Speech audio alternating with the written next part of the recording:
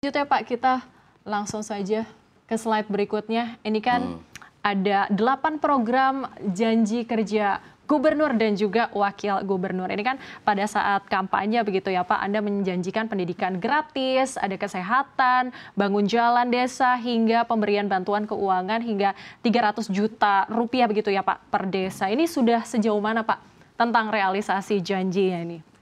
Kami dilantik Februari 2025. Sejak itu kami mulai bekerja. Hal pertama yang kami lakukan adalah melaksanakan instruksi Presiden nomor 1 tentang efisiensi. Yang kami terjemahkan merupakan relokasi. Nah, anggaran-anggaran yang tadinya yang telah dianggarkan, berdasarkan impres tersebut kami lakukan penyisiran dan kemudian merelokasi anggaran-anggaran yang kami anggap tidak sesuai dengan visi misi Presiden, visi misi kepala daerah. Maka alhamdulillah dengan penyisiran tersebut, dengan impres tersebut, kami bisa melaksanakan pertama adalah Banten Cerdas. Oke. Ya, Banten Cerdas ini adalah sekolah gratis untuk SMA, SMK, dan SKH swasta yang ada di Provinsi Banten. Belum lama ini kita baru saja menjalankan yang namanya sistem penerimaan murid baru, ya, pengganti dari penerimaan peserta didik baru yang berdasarkan zonasi berubah menjadi berdasarkan domisili. Nah, alhamdulillah kami tahun ini telah melaksanakan sekolah gratis untuk swasta, sehingga jumlah sekolah kami yang sangat terbatas, sehingga 220.000 lulusan SMP tahun ini, alhamdulillah 76.000, hampir 80.000 tertampung di sekolah negeri kami. Dan kemudian 80.000 lagi itu tertampung di sekolah swasta yang bekerja sama dengan pemerintah Provinsi Banten, dibiayai oleh pemerintah Provinsi Banten berupa program sekolah gratis. Sehingga ada 160.000 yang sekolah di sekolah negeri dan kemudian sekolah di sekolah swasta yang bekerja sama dengan pemerintah Provinsi Banten. Sisanya tentu ini adalah keluarga-keluarga yang berpunya, alhamdulillah berpunya, dan mereka bisa memilih secara mandiri mau bersekolah di sekolah swasta manapun. Nah, itu program sudah jalan di tahun ini. Kemudian Banten Sehat, kami telah membuka 2 rumah sakit yang berada di wilayah terluar Provinsi Banten.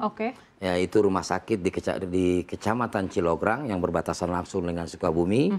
Dan kemudian rumah sakit Labuan. Ya.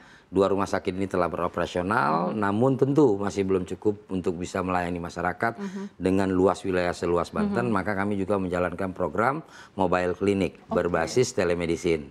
Ya, mobile clinic berbasis telemedicine, sehingga kita bisa menyasar warga kita yang berada di wilayah terluar, ya, wilayah terpencil dan sebagainya. Dan tentu kami juga berusaha untuk bisa menyukseskan cek kesehatan gratis.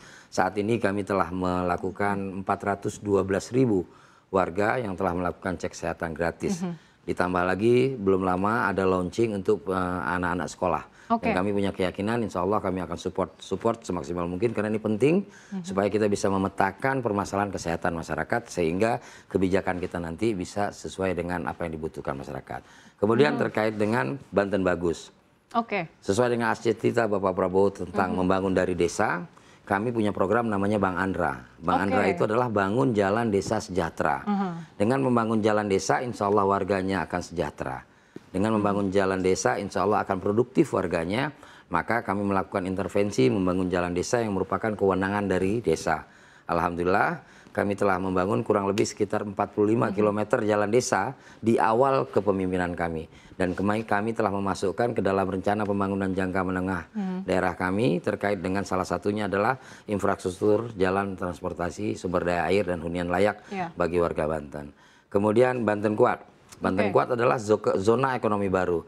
Alhamdulillah kami diberikan dibuka jalan tol baru di tempat kami yaitu Serang Panimbang. Dan kami akan memaksimalkan tanggung jawab yaitu untuk membuka daerah pertumbuhan ekonomi baru di wilayah yang dilintasi oleh tol tersebut, khususnya di wilayah pintu-pintu tolnya. Dan itu akan menjadi pusat pertumbuhan ekonomi baru, dan kemudian juga warga yang akan berwisata itu bisa lebih cepat sampai, atau kita bisa lebih cepat untuk mengakses ujung kulon, ya, mengakses pantai yang indah di Banten itu melalui program Banten Kuat. Kemudian Banten Indah tentu kami akan mengembangkan potensi wisata yang ada di Banten, wisata alam, wisata wisata apa namanya, wisata religi itu juga kami akan kembangkan. Karena Banten terkenal dengan wisata religi, dan kemudian juga kami memberikan sebuah arahan kepada kepala sekolah.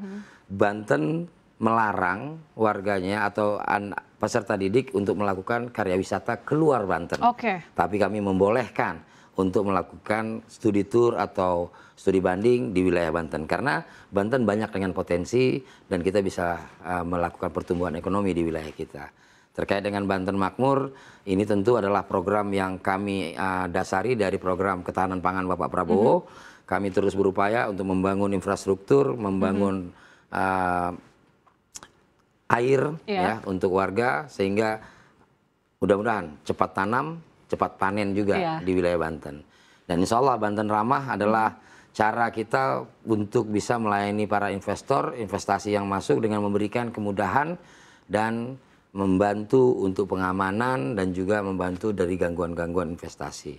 Banten Melayani adalah upaya kita untuk melakukan reformasi birokrasi, ya sebagai pelayan masyarakat, maka Banten Melayani menjadi salah satu prioritas kami. Saat ini kami telah menggunakan sistem manajemen talenta, meritokrasinya kami jalankan, sehingga dalam menempatkan pegawai yang ada di pemerintahan Provinsi Banten, kami berbasis kepada meritokrasi.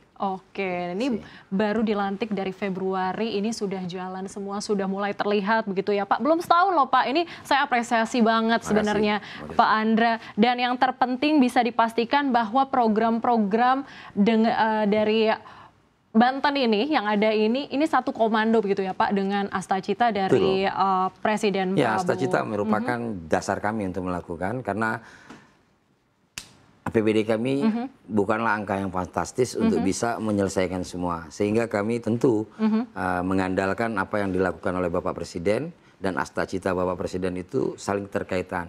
Sekolah rakyat adalah upaya pemerintah untuk mengangkat anak-anak miskin untuk bisa disekolahkan, dibiayai oleh negara. Kami menunjangnya dengan sekolah gratis. Sehingga ada 80.000 anak-anak Banten yang sekarang dibiayai oleh pemerintah Provinsi Banten. Kami tidak perlu lagi menambah rombel, ya, karena kami ingin kualitas pendidikan bisa maksimal. Dan ini tentu perlu sebuah effort, perlu sebuah upaya, perlu sebuah pengorbanan. Kami mengurangi belanja kami di yang lain, tapi kami maksimalkan belanja kami di sumber daya manusia. Alhamdulillah, mudah-mudahan ini lancar. Amin, amin. Semoga lancar.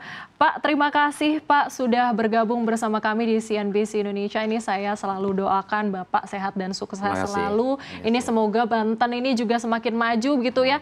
Tiap tahun ini ekonominya selalu naik gitu kan. Program-programnya juga semoga jangan hanya sukses. Banten, mudah-mudahan seluruh Indonesia betul ya. sekali. Karena kita sedang menuju Indonesia maju, Indonesia emas. Terima kasih.